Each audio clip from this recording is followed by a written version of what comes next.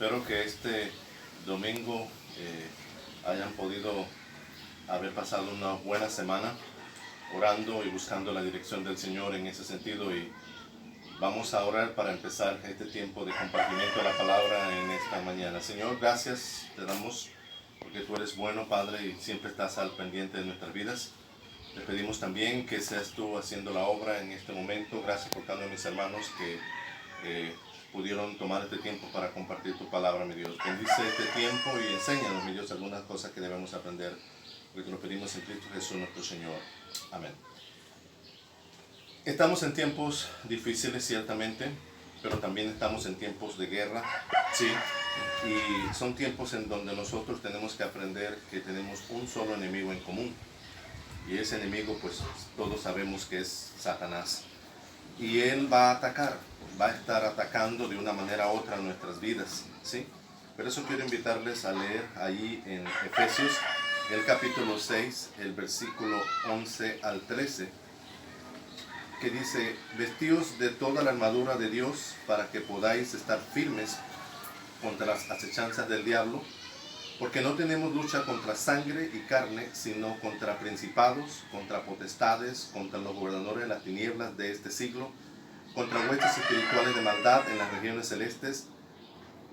Por tanto, tomad toda la armadura de Dios para que podáis resistir en el día malo, y habiendo acabado todo, estar firmes.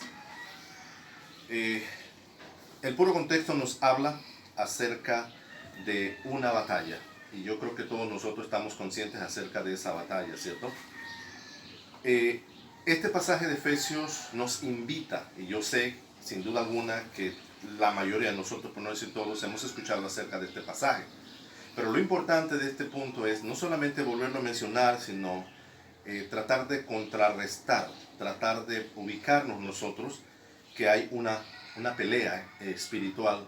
No es por el coronavirus, no es por otras situaciones, es una pelea espiritual que viene desde mucho tiempo antes, ¿sí? Y aquí habla de unas armaduras. No voy a entrar en detalles de cada una de ellas, porque solamente con leerlo en Efesios podemos entender cada una de ellas. Pero sí quisiera recalcar que las tres primeras piezas de lo que es el cinto, la coraza y el calzado, ¿sí?, que están en el versículo 14 y 15, esas se llevan puesta todo el tiempo en el campo de batalla, ¿sí? Cada una de estas son parte íntegra de la vestidura de nosotros como creyentes.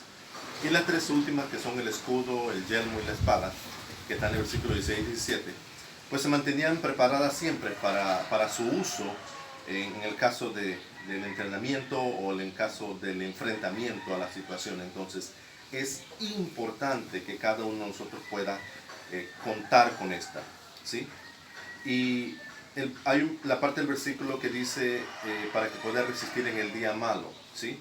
Esa palabrita podemos decir que mucha gente trata de interpretarlo en los momentos difíciles, etc. Pero la verdad es que desde la caída del hombre, cada día ha sido más y más malo el tiempo aquí en la tierra para el ser humano, ¿sí?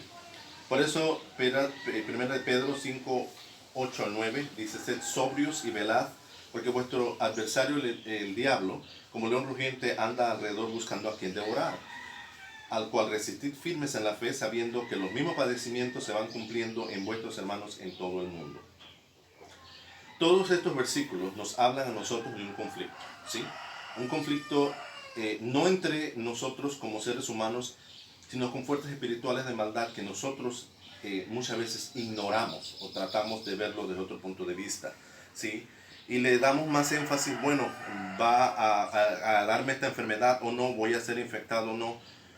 Y creo que el enemigo, hermano, está distrayendo nuestra atención del punto principal, y es de esta guerra espiritual. Porque si nos ponemos a pensar en realidad, es muy posible que en nuestras casas estamos teniendo luchas, estamos teniendo problemas, ¿sí? Yo veía a una situación ayer familiar, no voy a entrar en detalles, pero una situación conflictiva allí difícil a raíz de la estancia de convivir juntos. Entonces, y eran personas inconversas, familiares míos. Sin embargo, a nivel espiritual también se pueden estar dando varias cosas más dentro de nuestros hogares, ¿sí? Ahora, el conflicto se divide en varios partes, vamos a llamarle dos partes, ¿sí? La primera son nuestras batallas personales contra la fuerza espiritual de maldad. Cada uno tiene una batalla es personal, algo con lo cual nosotros estamos luchando desde hace tiempo, algo en lo cual no hemos podido madurar o crecer espiritualmente. Y también la otra parte es las batallas grupales, ¿sí? Ya sea como iglesia, ya sea contra la fuerza del enemigo, ya sea en el hogar, dentro del grupo, en fin. Y tal vez para algunos sea una causa de asombro o de temor, pero el Señor en asunto de bendición para el pueblo permite estas pruebas, permite estas batallas para que nosotros podamos crecer espiritualmente. ¿Por qué? Porque nosotros contamos con la gracia de Dios que Él rescató allí en el Calvario de la cruz. ¿Sí? Él venció la muerte, venció el pecado y de la misma manera el diablo. Nosotros hoy nos resulta, si quisiéramos, ser más que vencedores en medio de esas batallas personales y grupales. Pero la verdad es que a veces no sucede así, ¿sí? Yo creo que como hombres y mujeres de Dios debemos aprender a entender los tiempos, las etapas, las estaciones, como yo mencionaba la vez pasada, y saber que no todos ni cada uno de estos son iguales. Hay cambios, hay diferencias, hay situaciones, ¿sí? Hay ciertos tiempos donde pareciera que el enemigo se ha ensañado solamente conmigo, porque pareciera que no le echa la lucha a nadie más, ¿sí? ¿Por qué sucede esto? Bueno, necesitamos aprender, la primera cosa es entender que en esta guerra espiritual cada uno va a tener su tiempo, le guste o no, hermano, cada uno va a llegar un momento en su vida en donde va a enfrentar esta situación, si no es que ya la hemos enfrentado cada uno de nosotros. De hecho, Eclesiastés 3:1, que usted conoce, dice que todo tiene su tiempo y todo lo que se requiere debajo del cielo tiene su hora. O sea, que la idea de Dios no es que evitemos el conflicto. Si nosotros evitamos el conflicto, pues el conflicto tal vez va a hacerse a un lado, pero no va a desaparecer. Dios quiere que lo enfrentemos, ¿sí? Y ganemos esa batalla porque Jesucristo ya la ganó en la cruz, ¿sí? Haciendo o habiendo acabado todo desde ese lugar, algo específico, ¿sí? Por cierto, este proceso se repite una y otra vez, no queda allí. Qué bueno sería que uno dijera, bueno, ya el enemigo me vino a atacar en esto, no me va a seguir molestando, pero no es verdad, él va a seguir insistiendo. Y Jesús, usted mejor que nadie sabe que había enfrentado diversas batallas, venciendo al enemigo con la palabra. Por eso no significaba que nunca más iba el enemigo a volver a enfrentarlo a él, ¿sí? Ahora bien, debemos grabar en nuestra mente que nuestras batallas espirituales siempre son por una razón específica, ¿sí? Por algo en nuestra vida, a una etapa, una situación en mi vida. Y los propósitos de Dios en las batallas espirituales son prácticamente relegadas o puestas en tres áreas, ¿sí? La primera es, hay que aprender a estar firmes, ¿sí? Es lo que lo invita en el capítulo 6, versículo 11. Esa es una de las razones por la batalla. Tenemos que aprender a estar firme, hermano. Y lastimosamente, o afortunadamente, no sé cómo puedas verlo, ¿sí? Es en medio de las batallas en donde nosotros aprendemos a estar firmes, ¿sí? La segunda cosa ahí es aprender a vencer y a disfrutar la victoria. No podemos ser derrotados, no debemos estar como derrotados en verdad. Debemos aprender. ¿Es fácil? No lo es, pero se puede aprender a vencer y a disfrutar la victoria. Y tal vez algunos de ustedes me digan, bueno, pastor, pero usted no sabe mi problema, usted no sabe cómo yo me siento, etc. Es muy posible, pero Dios sí. Y Él quiere que usted y yo aprendamos, hermanos, a disfrutar esa victoria. Y la tercera cosa es darle toda la gloria al Señor. Una vez pasado esto y sabemos que esa victoria está con nosotros, podemos darle la honra y la gloria a Él. Yo sé que nadie, si hiciera una encuesta a nivel mundial, no solamente a nivel de la iglesia, sobre quienes quisiéramos enfrentar batallas en nuestro diario vivir, o que alguien le preguntara, ¿a ti te gusta vivir en batallas con el enemigo diariamente? ¿Te hacen falta? Pues yo creo que la mayoría ligeramente diría, no, porque tal vez no es lo que nosotros queremos enfrentar, porque son difíciles, son complicadas en verdad. Pero muchos de nosotros hemos de pronto abrazado un cristianismo bíblico, perdiendo de vista a veces la misma óptica de Dios, de que esto sí sucede en medio del cristianismo, ¿sí? Sumado a que el enemigo, año tras año, momento tras momento, está molestando, ¿sí? Él se ha encargado de que muchas personas dejen los púlpitos, suprimir enseñanzas, sacar del contorno a personas muy fieles al Señor. Ha hecho un montonón de cosas, pero la más complicada ha sido la ignorancia espiritual y escritural en cuanto a que el pueblo de Dios debe saber que tenemos la victoria en Cristo. Por eso en Oseas 4:6 dice: mi pueblo fue destruido porque le faltó conocimiento, por cuanto desechaste el conocimiento, dice el pasaje, ¿sí? Entonces, cada uno de nosotros, hermanos, no puede ignorar que estamos en una batalla y que esa batalla es constante para cada uno de nosotros, ¿sí? Los que están sin Cristo, obviamente, pues, están dentro del problema, ¿sí? Y viven bajo el dominio de Satanás. Pero ojo, Satanás, le interesas tú, le intereso yo, ¿sí? Por eso, 1 Pedro, que leímos hace un momento en el 5:9, dice: resistir firmes en la fe, sabiendo que los mismos padecimientos que se van cumpliendo en vuestros hermanos en todo el mundo. O sea que esto es constante. Estamos pasando las cosas aquí, las están pasando en otros países, etc. Y para ser sincero, existe, hermano, una diferencia muy grande del cristianismo de aquel entonces y el nuestro. Hoy en día cualquiera se hace llamar creyente o cristiano cuando bíblicamente no califica para tal término. En aquel entonces el cristiano tenía que dar su vida, tenía que luchar, tenía que reunirse a escondidas en lugares debajo de la tierra. Ahora no, ahorita cualquiera puede proclamar este detalle y es como si nada estuviera pasando. Los creyentes en verdad son atacados por el propio enemigo, ¿sí? ¿A cuáles ataca más? Aquellos que se comprometen con Cristo, aquellos que anhelan hacer la voluntad de Dios, aquellos que caminan en real santidad con el Señor y aquellos que sirven a Dios con un corazón puro. Si nosotros no tenemos esta característica, pues tal vez el ataque va a ser mucho menos, porque Él no va a necesitar deshabilitarnos, porque ya estaríamos deshabilitados, ¿sí? Así que lo repito, si tú te has comprometido con Cristo en algo en tu vida durante este tiempo o antes, pues vas a recibir ese ataque. Si anhelas hacer la voluntad de Dios ahora más que nunca, de igual manera. Si estás caminando en santidad real con Él, de igual manera viene esa batalla. Y si estás sirviendo a Dios con un corazón puro, sincero, créeme que vas a tener parte o vamos a tener parte de esta batalla. El enemigo no va a molestar en atacar a alguien que ya está conquistado, que está derrotado. Aquel que dice: yo no puedo, ya estoy mal, ya no puedo hacer nada con mi vida. Él no va a hacer nada, ya lo tiene en sus manos en ese sentido. El creyente que busca saber que si le va a echar la culpa al diablo, cuando muchas veces en realidad es parte de nuestro compromiso el poder pararnos de frente y poder aceptar lo que está pasando en nuestra vida y poder decir: ya no más.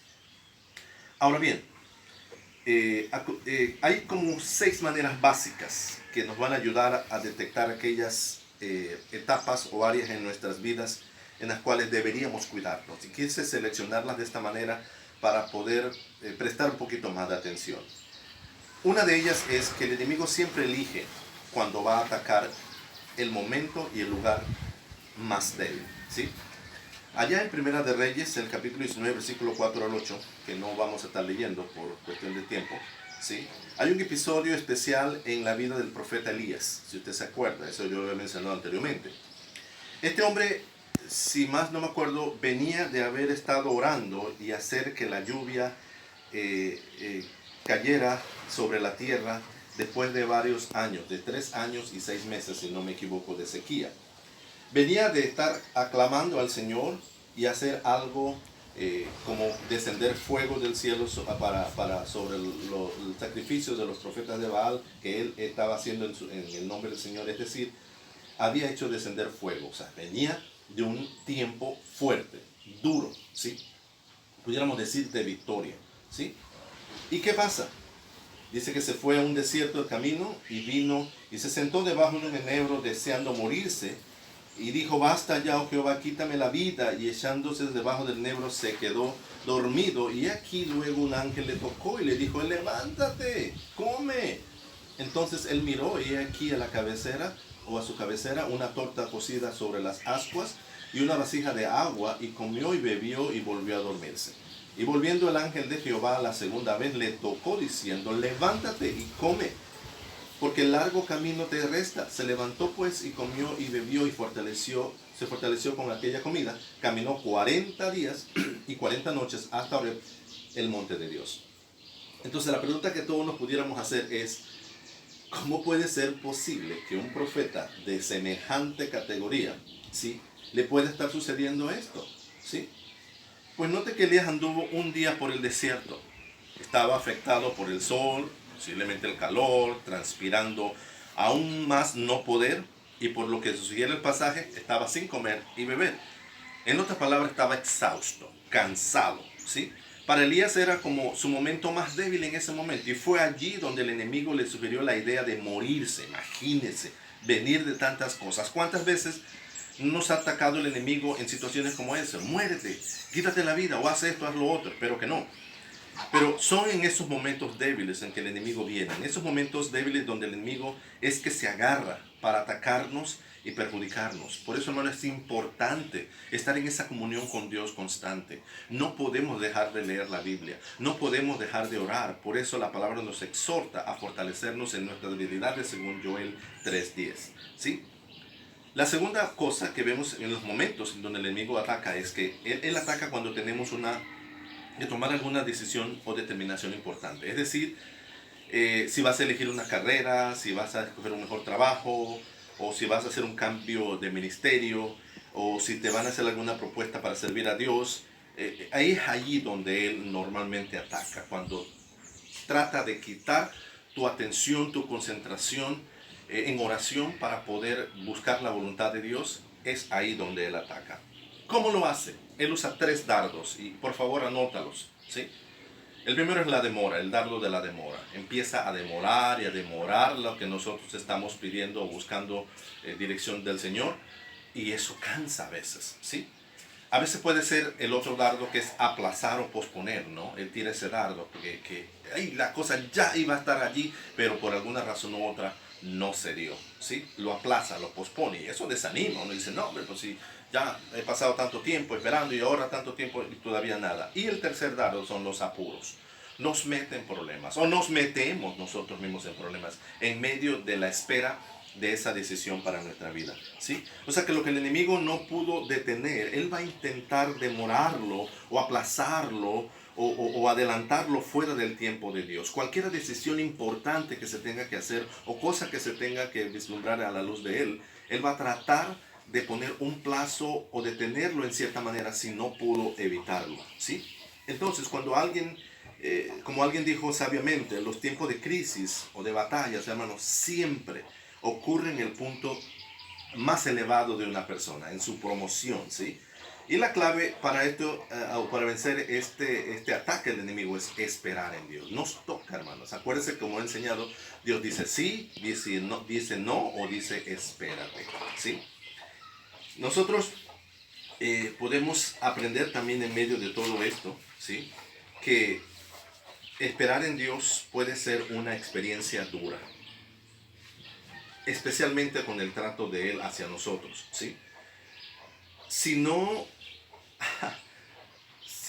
lo tenemos, posiblemente vamos a caer dentro del cristiano que yo le llamo el cristiano automático, ¿sí? El cristiano que quiere todo rápido, que quiere todo enseguida, ¿sí? Pero ese trato especial del Espíritu Santo se hace necesario para que nuestra fe pueda crecer, ¿sí? Y que a esa fe se le pueda añadir paciencia. Palabra, hermano, que está pesando mucho en estos tiempos, ¿sí? En casa, encerrado, haciendo esto, haciendo lo otro, requiere de mucha paciencia, de mucha concentración, de mucha entrega al Señor, ¿sí? Que pudieran ser tiempos hermosos de refrigerio, pero tal vez para muchos no lo está haciendo, y posiblemente sea parte de la estrategia que el enemigo está usando justamente para desconectarnos en ese sentido. La tercera cosa es que el enemigo ataca también cuando una persona nace con un destino especial. Yo creo, hermano, que Dios nos ha dado a nosotros propósitos específicos a cada uno de nosotros. No sé si algunos de ustedes o nosotros en particular haya traído algo, ha sabido algo que Dios quiere para con tu vida, pero es posible. Y existen muchos casos en la Biblia, tanto en el Antiguo como en el Nuevo, que se escuchan, ¿no? Y uno de ellos, del Antiguo Testamento, uno de los más grandes, es el de Moisés. ¿sí? Y Faraón, que es como un tipo del mismo demonio, el mismo diablo, dio la orden para asesinar a todos los niños varones nacidos en el pueblo hebreo. Es posible que el diablo conocía que Moisés iba a ser el futuro libertador del pueblo de Israel. Por lo tanto, pues quiso poner su grano allí, su intervención allí, y logró poner todo lo que él quería hacer en ese aspecto. Pero gracias a Dios no logró su objetivo, pero muchos niños murieron en aquel entonces, hubo muchos obstáculos en aquel entonces, pero gracias a Dios Moisés se salvó. En el Nuevo Testamento nosotros vemos la matanza de los niños durante el tiempo de Jesús. Es obvio, o una prueba indubitable, de que el plan del enemigo era tratar de eliminar a Jesús en medio de su nacimiento, porque justamente escogió las edades en donde el niño Jesús debería estar incluido, ¿sí? No escogió niños de 9 a 15, 20, porque Jesús no lo tenía, ¿sí? Escogió justamente en ese grupo porque él pensaba de una manera u otra eliminar esta parte, ¿sí? Entonces, el enemigo ataca cuando una persona tiene a veces destinos específicos de parte del Señor. Pero también el enemigo ataca cuando un peligro específico ha salido de la mano, o más bien un milagro específico ha salido de la mano de Dios hacia nosotros. ¿A qué me refiero con esto? Si se acuerdan en Daniel, en el capítulo 10, el versículo 12 al 13, dice algo así. Entonces me dijo Daniel, no temas, porque debes, desde el primer día en que dispusiste tu corazón en entender y humillarte a la presencia de tu Dios, fueron oídas tus palabras, y a causa de tus palabras yo he venido. Mas el príncipe del reino de Persia se me opuso durante 21 días. Pero aquí el Miguel, uno de los principales príncipes, vino para ayudarme y quedé allí con los reyes de Persia. Este episodio trae a la luz que se puede entender que las respuestas o la respuesta a las oraciones de un creyente llegan. Sin duda alguna, esta palabra 21 días representa el intento del enemigo de impedir la llegada de la bendición para él de parte de Dios, ¿sí? Y estuvo luchando, mire, 21 días. Entonces a veces el enemigo no solamente viene a molestar una vez, a veces puede ser por días, puede ser por semana, puede ser por meses, y yo no sé si por años, metiendo ideas, clavando cosas en nuestra mente y diciendo no puedes, no sirves, es esto, es lo otro, pero está tratando de evitar que tú puedas creer o que yo pueda creer en la bendición de Dios, en que la respuesta a mi oración va a llegar de manera efectiva, ¿sí? Provocando que nosotros nos enojemos, que nos sintamos mal o que no queramos seguir con el Señor, ¿sí? Entonces, la quinta cosa es cuando estamos, la manera en que Él usa para atacar también es cuando estamos por lanzar o comenzar un nuevo ministerio en nuestra iglesia, para con Dios, ¿sí? Si tú has estado en el grupo de los que has recibido un cargo o tienes algo para hacer, bueno, ahorita no, pero a la manera en que el Señor nos permita salir de todo esto, créeme que el enemigo te va a atacar, ¿sí? Él va a llenar tu mente, tu corazón, tal vez de pensamientos raros o de cosas que no sirven para tratar de continuar, de cosas de que cuando tengamos que regresar a la iglesia, tú tengas que decir, sabes que yo no quiero participar ya.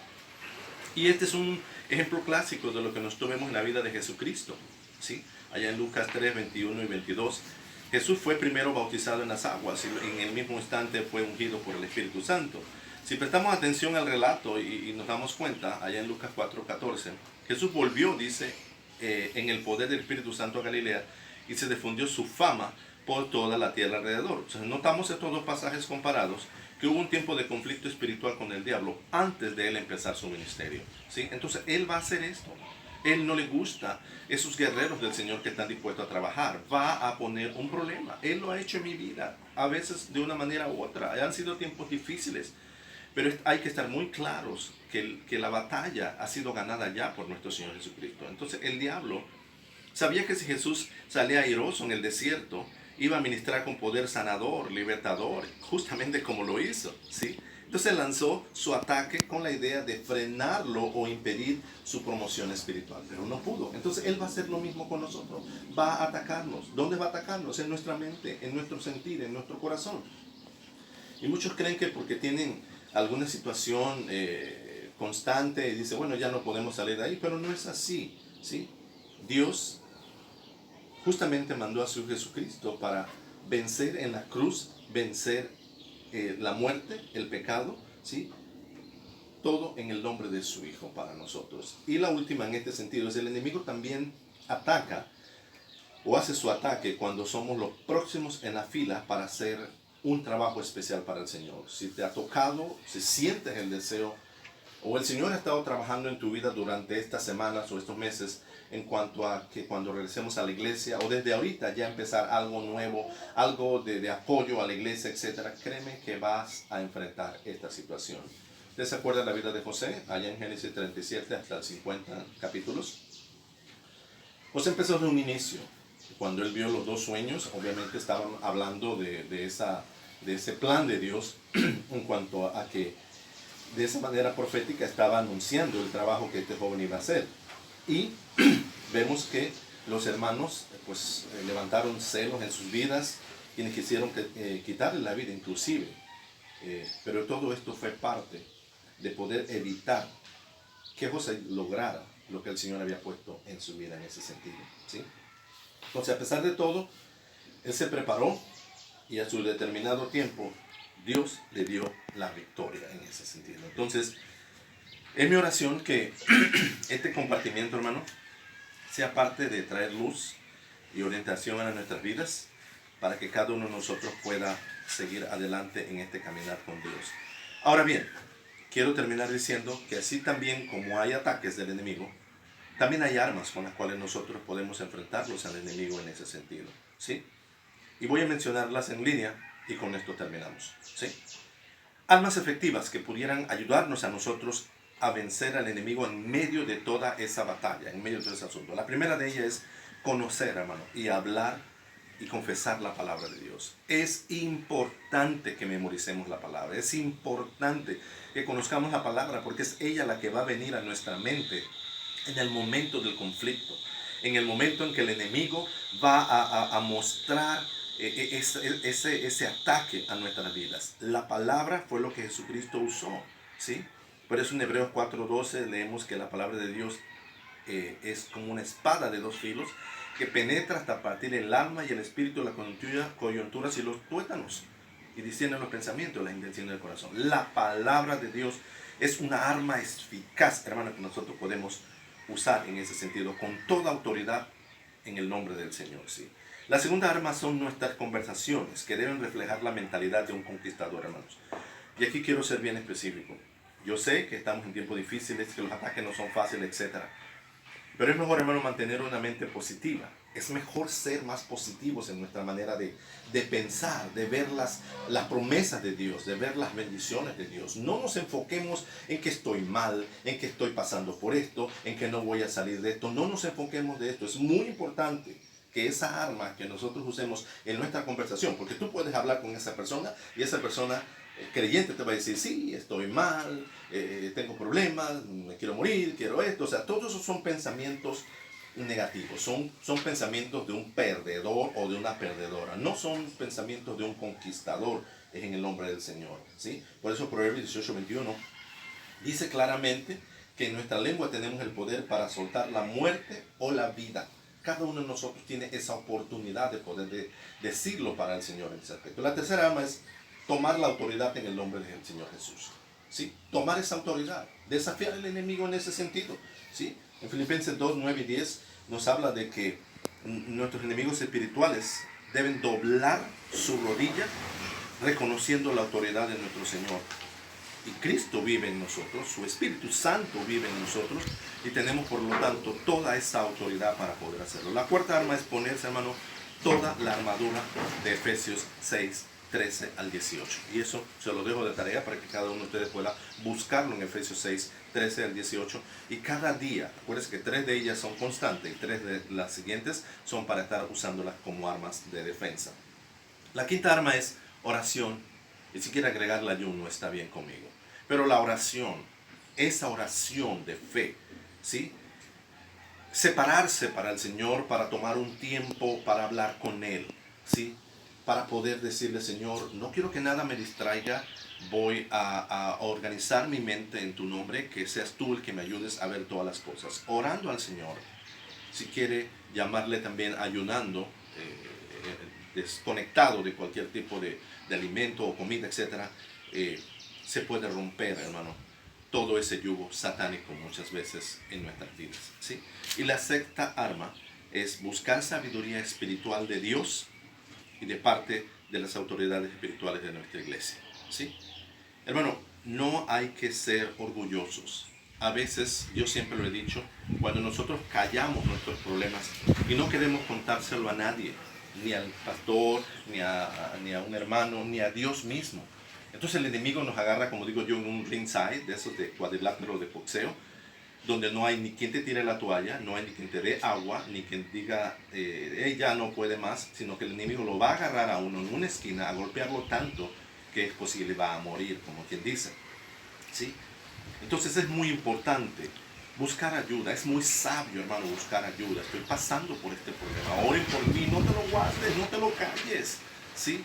Nadie es superman o super espiritual como para poder decir, si yo digo que tengo este problema, no me van a poder ayudar o que se van a dar cuenta, etcétera. No importa, es muy importante, ¿sí? Entonces, los estudios dicen que el león, cuando va a cazar, busca la presa más débil o más nueva. Siempre elige aquella que está alejada de la manada, elige aquella que se ha salido del grupo, porque es la que puede atacar y devorar de manera más fácil. Así que no nos desconectemos, hermano. Necesitamos aprender a quitar nuestra altivez, nuestra soberbia a veces o nuestro orgullo y acercarnos a nuestros hermanos para tener ese compartimiento. Yo les vengo diciendo, no nos podemos reunir, pero sí nos podemos chatear, hermano, nos podemos hablar. Y muchos de nosotros no lo estamos haciendo, hermano. Sí los veo o puedo notar que muchos de ustedes están en conexión. Me imagino que con sus familiares, o tal vez me equivoque. Pero es bueno, hermano, que estemos juntos. En estos tiempos de peor ataque al enemigo, es bueno estar juntos, ¿sí? Y no aislados como el enemigo quiere en ese sentido. Siempre que digo a una persona espiritualmente que necesitamos los unos a los otros, la persona como que mueve la cabeza como diciendo, yo no necesito a nadie. Pero es cierto, hermano, no necesitamos los unos a los otros. Así que levantémonos este día en el nombre del Señor, hermanos, para ser más que vencedores y ganemos todas y cada una de nuestras batallas individuales y como iglesia, y que la paz del Señor nos ayude a poder hacer uso de estas armas y ser victoriosos, hermanos, y no unos derrotados, ¿sí? Que el Señor les bendiga en esta mañana, hermano, y que la paz del Señor le acompañe durante todo este tiempo. Amén.